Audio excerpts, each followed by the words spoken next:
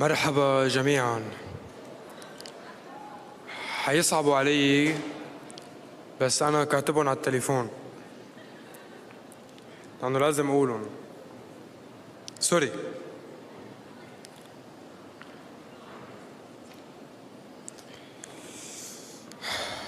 كنت دايما أحلم بهذا المكان، بس اليوم الحلم صار حقيقة. 13 ترشيح لشاب اجتهد وتعب، ومحبة الناس اللي حطتني هون مع فضل الله.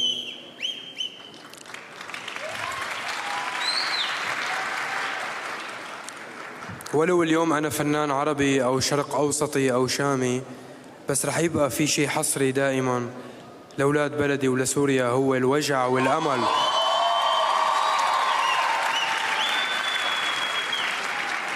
قصتي ووجعي كفيل يذكركن أني أنا دائما معكن، وأني ابنكن ومنكن وفيكن.